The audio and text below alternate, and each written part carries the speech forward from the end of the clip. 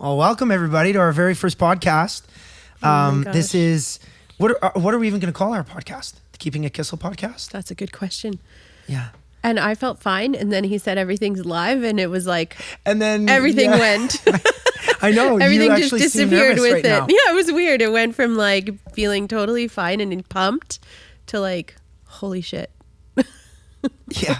Well, we've been thinking about this for a long time, obviously, for everybody's that's listening.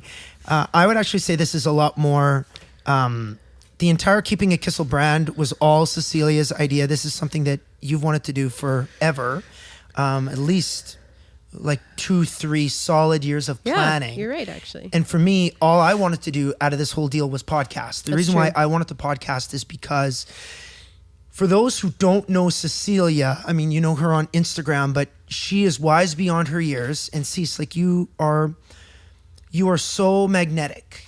I don't know what it is, but people tell you all their shit. People tell you all their secrets. If they get to know you and actually become in your inner circle or allow you into their inner circle, they open up to you. I'm all bullshit. You're all real. And it's a really, really cool thing. So good balance. Yeah, this very balance. first episode, I think would be great for people to get to know us. I've got an episode in mind for us to talk about how we met, but more people to get to know you and your story. My goal is to kind of interview and keep the train on the tracks. But that was my thought. Are you comfortable with that? I think that's a great idea. I guess maybe start from the beginning. Everybody always asks what your heritage is because you look so unique. So who are you, Cecilia Kissel? So my dad is German and my mom is Bolivian. So I would say 50-50. And my dad is actually a Mennonite. So I would probably say he's 100% German. Oh, yeah. Yeah. You said something funny about Mennonite women and how they dress right now. No, sorry. Oh, to segue. Yes, how they dressed. Oh, yeah. Forever, so and now it's coming back into when style. we were in school and all of the Mennonite girls, which my dad and my whole family left the Mennonite colony. Mm-hmm. So they're not practicing Mennonites, but my dad grew up that way. So it was like deeply ingrained. But at school, all of the Mennonite girls would wear their dresses with their runners. And that's trendy now. Yeah. And we didn't make fun of people then. It wasn't like that, but it was like an obvious difference. Yeah, an obvious difference. Floral print and dress. They would show up and wear that for sports days. The only sports they were really allowed to do was track and field because their lives were too pre-committed to their lifestyle and working on the farm and in the kitchen and those kinds of things. So they wouldn't be able to commit to sports. True. But they could do track and field. So you would see all of these young ladies in their dresses and their runners running track and field. Yeah. And they usually beat And now everyone. everybody in New York, no, we were in Toronto, and everybody's literally wearing floral print dresses and those white Fila or Nike shoes. My cousins were ahead of their time. Yeah, they really were. Yeah. So, and you grew up in northern Alberta. That's right. I mean, a lot of people know I'm from Flat Lake.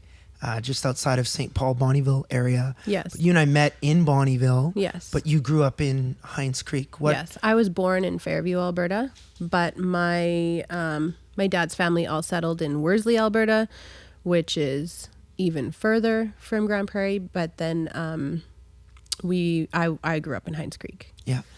And what are some of your fondest memories of growing up in the country? In the country, just like being in the dirt. All the time. You do say that a lot. You just dirt. want earth for our kids. Oh yeah. Having your bare feet in like garden soil or your hands like picking out carrots or potatoes fresh for supper. There's nothing like that. Yeah. It's funny because there are a lot of kids that think that fruit or vegetables literally come from the grocery store.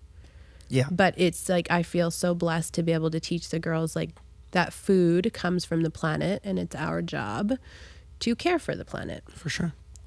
I remember vividly as a kid watching one of our neighbors when she was when she was on the combine and going around our acreage. For a snack, she'd go into our garden, we had a huge garden. Like, this wasn't like she was stealing or anything, but she would go into our garden. She'd break off a piece of rhubarb and wash it in the rain barrel and then eat it. And did you ever dip it in sugar? No, because I never liked rhubarb unless it was in a rhubarb crisp. Such a good treat. Just snap it off, dip it in a little cup of sugar.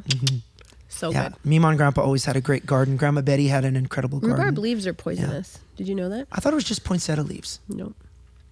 Serious? Double check that, but pretty sure. I wonder how much you'd have to eat to croak. I'm not sure. Sure. Can you Google that? Yeah. Or is it actually really poisonous? Pretty sure. Rhubarb leaves? Because poinsettia leaves is bad for the cats. So we got cats. It'll kill cats. Yeah. Which is crazy that cats, like, the moment they see them, I saw Igor up on there and he's like, like he's chewing it. And you're like, why? Why is that even a thought? Well, you know me and how much I cared for those cats, but I know you're super passionate, over the moon, over the stars. Yeah, you're very World very Series positive kind of thing. So then you go from Hinds Creek into Bonnyville, and what grade did you come to Bonnyville? It's confirmed they are poisonous. It is? Yes. Okay. Yeah, a 140-pound person would need to eat about 10 pounds. A 140-pound person would need to eat 10 pounds of rhubarb leaves. But I think, like, you can't feed it to animals or horses or things like that. It'd affect them differently. Interesting. Yeah. Mm-hmm. Okay, well, just a whole you ever pile need to of kill me. random knowledge up here. But when you moved to Bonnyville, it was for high school. What grade was it? Grade 11. And for were the you first happy day about of the grade move? 11. Or were I you was sad? pumped. It was a choice. I made a choice. I didn't move when I was in grade 10. I chose to stay and finish my year. My family moved and I stayed. Yeah. Yeah. And I guess I don't know if you want to reveal this, but about how many siblings you've got and kind of where everybody is. I'm the oldest of 5, and we're each 2 years apart. I'm excited to see them over the holidays. Yeah, of course. Yeah. Yeah, I've never been more nervous ever. I mean, not that I had many girlfriends. I maybe only had like 2 serious girlfriends before. But meeting your family, especially just knowing your family background, and now actually spending time with Yvonne and Rico, getting their buy-in and especially Yvonne's, was everything that I needed. Because like your dad at the time, it wasn't that I wasn't as concerned, but I was super concerned about Yvonne. So I'm happy that he's my buddy I think now. I had such a deep respect for my siblings, so it was like really important to me that whoever I chose to spend my life with could integrate into my family somehow. Just because I think a lot of families can split up over that if it's not, or distance. I mean, our lives puts a lot of distance between our family, between your family, my family, just because it doesn't allow as much space for us to give the time that relationships need to grow. Yeah. We love our families endlessly. We spend as much time with them as we can, but we sacrifice a lot for your career. Yeah, well, of course. I mean, I'm obviously thankful that you do that, but I miss them a lot, especially. My family? Yeah. Yeah, Yeah, me I do. too. Some of my favorite memories were when you and I first started dating, and I would come and we would just watch movies at the house. It was so interesting because my family, from maybe an outsider looking in, seemed to be very together. Right. Now, in your family, coming into that house was such a special thing because everybody cared for each other. Well, we would die for each other. Absolutely. Yeah. Would. Yeah. Yeah. And I don't know if that's like super common, but It is in mafia movies. I would like to say we don't fight or have like our disagreements. We might be confrontational and go at it head on, but we don't avoid the issue and flow through it pretty quickly. Yeah, and then there's just like we all kind of just enjoy each other's company. for sure. At least that's how I feel. So when I came into the picture, did you tell your family about me before I'd kind of met everybody, or did? You know what? If I remember How did that back, conversation go? I'm pretty sure we were friends, and my dad told me about you as an artist. Like he had saw that this guy was going to be playing in town, and he loves country music. So I think he was sold. I knew he was like an easy sell because he just loves country music. For sure. But for me, Yeah, I would have not made that association first for them because it didn't matter to me. I just liked who you were as a person. Kind of still doesn't matter to you now. It really doesn't. Yeah. I just love that you love what you do and that you're passionate about it. So I think people would find this interesting is that I thought you and I were dating a lot sooner. Like a year? No. Well, months and months. I mean, well, some of the things that we were doing, I thought you wouldn't do them with me if we weren't dating. If we weren't like, whoa. You know what I mean? Yeah, but we're 2 years apart. So I'm 2 years older. So you would have been 17. I would have been 19. My friends were in university. You were exiting high school. So Which I never told you that. You didn't know that, right? That you thought we were dating? No. Oh. Well, yes, I know you didn't know that. I thought that you didn't know that I thought we were dating. When I thought we definitely were not. We're not dating. Because I was telling everybody in my circle that you were my girlfriend. Yeah, you were. I was not doing that. I thought we were just like, I wasn't seeing anybody else necessarily by the time you thought that. It just wasn't, I think, a conversation. And then when you're 19, I don't think people, you're slightly jaded. And I don't think once you're out of high school that you're quick to commit to a relationship. Right. And so for me, it was like, oh yeah, I wanted to marry like you a fling. We're just doing this the thing. minute I saw you. This was more like fun. I just was not a future person. I wasn't like in that mindset. I wasn't eager to settle down. I was 19. Right. And then you were like, soulmates. 100% it was. Well, shit, it was love at first sight. Well, and I get it. I've said that a million times. And I do get it because if somebody was behaving in high school the way that we were, that would have been dating 100%. Right. But when you're like at the age of university, people are playing the field more. They're getting around. They're getting out. It's like nobody wants to label anything, you know? So those 2 years difference, although they make no difference now, they did make a difference then. Do you remember some of the things that you had said? Like you had your own checklist of things that you needed for someone to be like your husband. Yeah. So when I was a little girl, I remember reading this magazine article and it was about basically now how we would word it is like manifesting your dream man. Yeah. But at the time it was like prayer work, I would say, like a religious aspect or connection about like dreaming to fill those, you know, to fill that. Right. And so, yeah, it said to like make a list, like a detailed list of like what you want your future spouse. I was probably like 12 and I wrote it out like in detail. And it was like, I want a man who plays the piano. Yeah. So you said that to me, which is funny. and I bought a piano. Yeah. And you do play the piano. Yeah. Not many people know that. And you do it beautifully. Thank you. I wanted a man who had blue eyes and light hair and who was kind and gentle and obviously respectful, and it went on and on. I don't think I added the height in there, but like had I'm sure, you know, like obviously manifestation works. Had you asked about height, you definitely would have wanted somebody taller than me. No, absolutely. You're perfect kissing height. Yeah. Oh, thank you. I mean, for me and my dream girl, although I never really thought about it, I didn't expect in my wildest dreams that you, being as exotic as you are, would be somebody like a scrawny in white man. Yeah, would be in my league. Like I thought I'd wind up with somebody very normal, very. So I'm not normal. No, not even close. No, I would wind up with somebody very normal. Yeah. And I mean, if I describe this person, anybody who looks this way is going to get very offended because then they're just so very maybe plain. Tread lightly. But I just thought I'd get somebody very plain. The beauty is in the eye of the beholder is such a real thing. Yeah. It really comes down to like your own preferences and who you found attractive as a kid or who was kind to you, how they, we put attachments to those things. Well, yeah, you're very personality based. Oh my gosh, yeah. Oh, shit.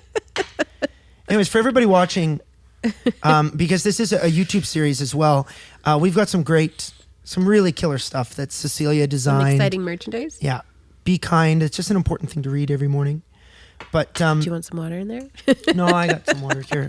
We're gonna probably switch to wine and maybe some whiskey a little bit later. Oh, but I wonder how much wine you could fit in one of these. I do wonder. Probably 2.5 glasses. 2/3 of a bottle, maybe? Mm-hmm. That's pretty decent. Who got you the cup that said this might be wine? Caitlin Bristow's sister. Mm-hmm. We got to have her and Jason on our podcast, actually. All couples, all Yeah, things. we're going to get... Well, it depends on how many people we get listening to this thing. Yeah. But back to manifesting my dream girl, your dream guy. So we finally do get together, and a lot of people kind of... How do I say it? There was a lot of negativity around how fast I fell for you. And the fact that I asked you to marry me when I was 19 years old. You know, I think people really struggle remembering what puppy love was and when that transitions into like true love. And then I think people forget what it was like to be young. I think that's one thing I've really committed to myself in this process of parenting is that I won't forget. Yeah. Like I remember my first breakup and how like downright brutal that was. And so when the kids like go through their experiences, I want to remember that and hold on to it and hold space for them to feel all the feelings because nobody did that for me. And from my experience with you, I don't know that anyone did that for you too. And Like to hold space for my feelings? Yeah. Yeah. I never felt feelings. Well, I was never allowed to feel feelings. But your feelings of love too. Like your feelings for me, it was very like, the attitude that it could be squashed, that it could be removed, that it could be taken away, like that it wasn't real. And it's like, I don't care how old you are. Your feelings are so, I want to swear, but they're so fucking real. Of course. And like, not only are they so real, but I would almost say the younger you are, the less jaded you are, the more raw it is. Oh, absolutely. Because you're feeling these things for the very first time. Yeah, you just think future generations don't respect children or their feelings. And it's like, you are just as much human as a child as you are as a 40-year-old, 50-year-old person. Of course. That's not okay. Yeah. Well, I know that you're going to do a great job. We're both going to do the best that all we we can can do is our best. Yeah. Yeah, for our kids. Yeah, but anyways, to move back to people not being in support of our relationship, nobody got it. We got it. I mean, we've been together. We've been married for 8 years, going 8.5 years, right. going on 9. We've been together for 9 almost. Yeah. And how long? So after 9 comes 10. What are we going to do for our 10th? I have no idea. What But it's do you going to wanna be do? good. I don't know, but it's going to be good. So how long have we been together total? Well, we met March 15th, 2008. So, yeah, I mean, we've been together. That summer is when we really got together. Yeah. So is that 12 years? By that summer, I was telling everybody you were my girlfriend. But I mean- by the winter, I think we enjoyed Christmas together. I did come to your Christmas that year Right. of 08. Okay. Yeah. Yeah. And so there was a lot of pushback. I mean, Yeah.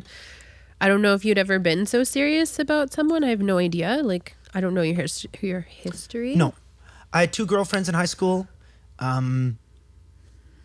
I broke up with one of them. One of them broke up with me. And But then you that was weren't it. like super attached. Were you? I don't know. Well, no, because I know what love is, so I never said I love you. Yeah, because I should probably them. mention that the first time I met you, and you don't remember meeting me, this is like a funny story. Yeah. Because Which I was going to do actually in episode 8, but that's okay. Let's tell everybody now.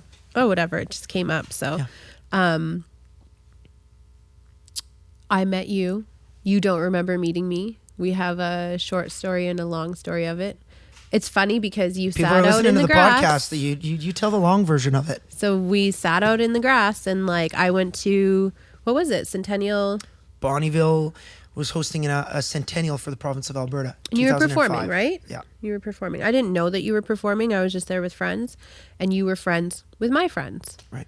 So we just all sat and hung out and I thought you were so sweet, but that was like it. There wasn't like instant connection and clearly not for you because you don't remember. And we were just with a group of friends. And then you performed. The reason why I don't like this story is because I remember everything. And Brett There's has nothing like I he's a don't steel remember. trap. It's like, But I have a feeling that if we were to go back and that like, if you fell in love, if you were smitten then, that you were 15, I was 17. Yeah. What would that have done? What would that have accomplished? And we definitely would, I don't think would have been if together you in and I high school. had a relationship then, Yeah, like if you had, it would have never worked. I know. So if you had like connected to me then, what Right. would that have done? Everything happens for a reason. Exactly. So I don't remember you at all from that But moment. we went backstage after you had invited us all Yeah. backstage, but you were like really good friends with one of the girls that I was really good friends Yeah. with. And so that's how that worked out. And we came back and hung out, and I remember you talking about your current girlfriend at the time. Right. And you were like smitten. Like it was like the sun and moon rose and set on her behind. It was like, wow.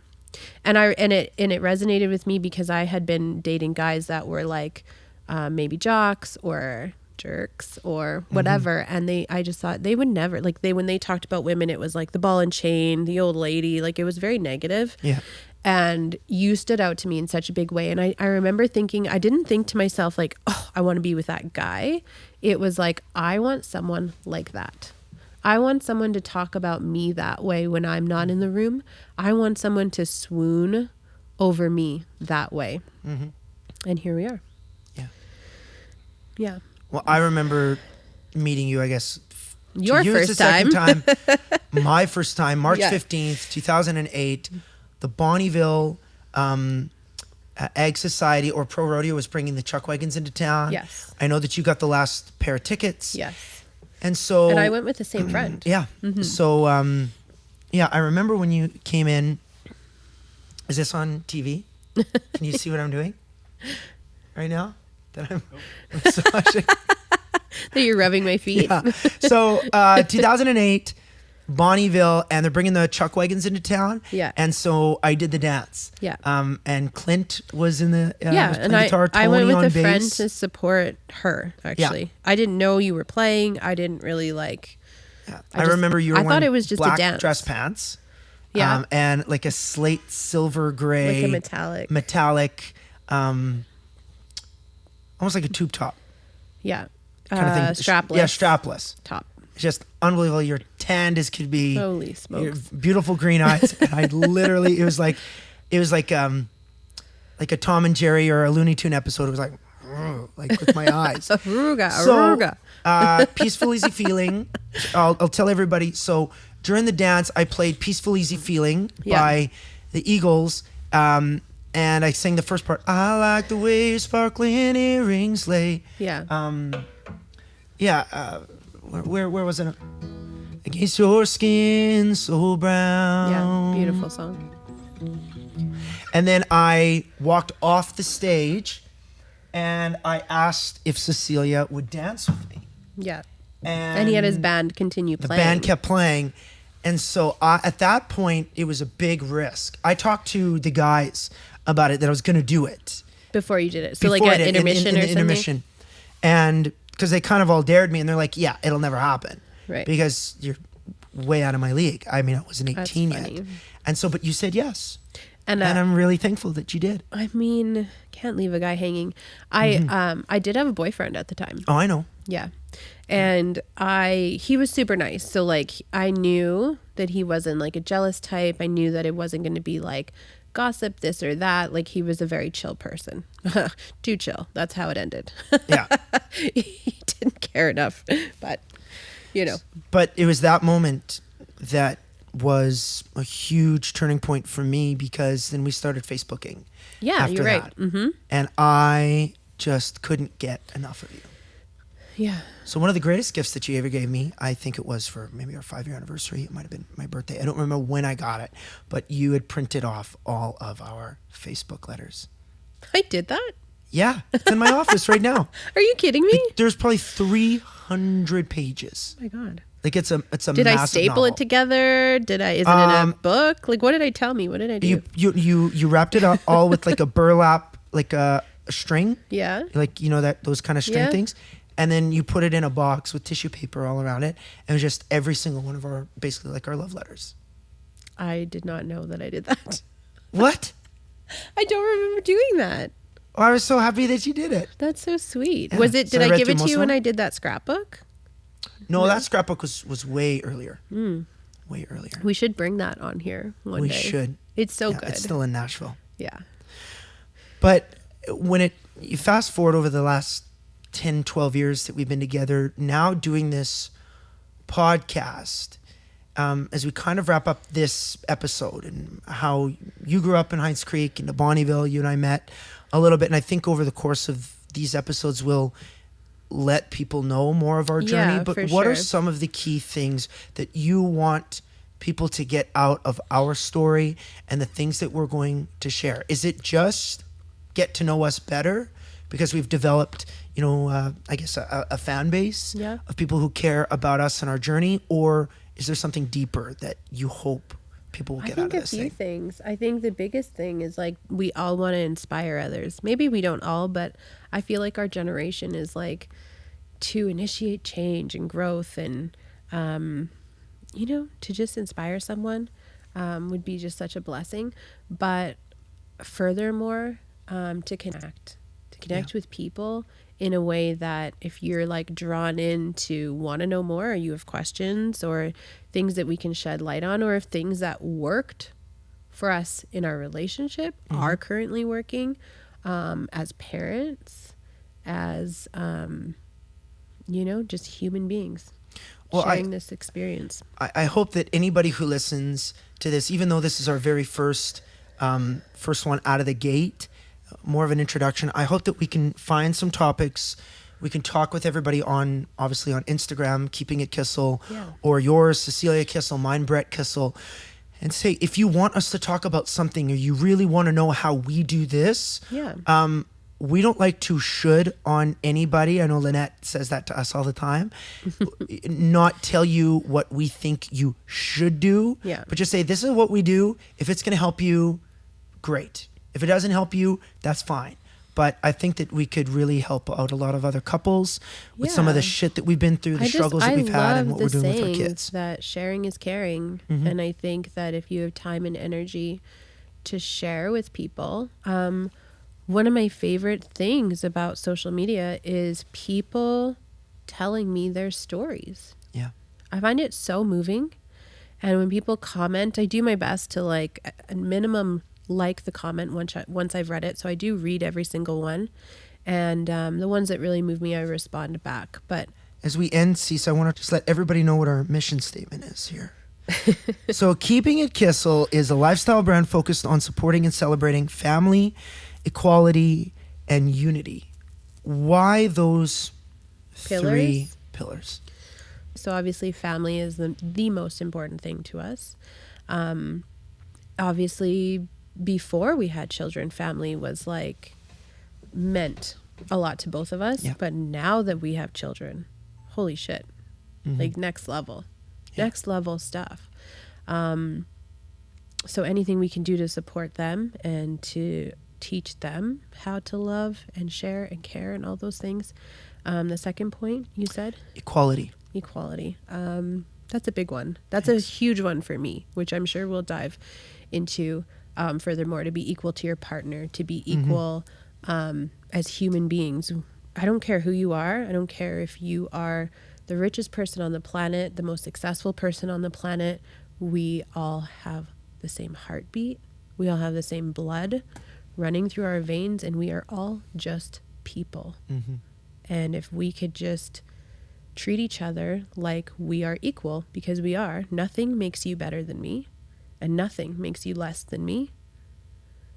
If we can do that, I think we'll all be better off. Oh, I agree. And then last is unity. Why is that so important to you? Unity. Together we're stronger. Yeah. Well, everybody, I really hope that you're going to enjoy these conversations back and forth over... I do too. I don't know. We have no idea how many we're going to do. We have no idea where this is going to go. Or take us. I'll even share. I was super resistant to do a podcast. So this is like very new to me. This is very fresh. This is exciting. I'm in a different headspace because I'm like, why not? Why not me? Let's just wing it and give it a shot and see what happens. Go with the flow and see where we end up. Well, thanks for tuning in, everybody. Make sure you follow us. Keeping It Kissel on Instagram, Cecilia Kissel and Brett Kissel on Instagram, and You're visit so our good at website, that. keepingitkissel.com. That CC design. Also, a shout out to, we should call her I don't know, what should we call Becky? What should she be in this whole ensemble of everything Keeping It Kissel? The glue. The glue? But no, executive producer? Or something like that? Yeah. She's our assistant. She's our great friend. She does all things branding with us. But we got to, you know what? It's episode 1. We haven't figured it out yet. But we'll keep you posted. All the big podcasts have a big producer and stuff like that. So shout out to Ethan. Thank you very much, Ethan Burke, for piecing this one together. Thank you, Becky, for everything. Yes. And hope you enjoy the next one. We have to come up with a cool sign off, I think. Until Can you next insert time. crickets in post on that one? Thanks.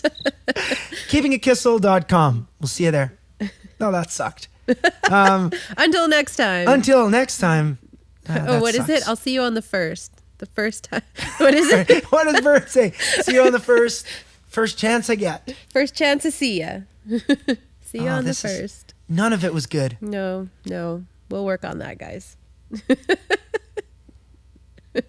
Failure.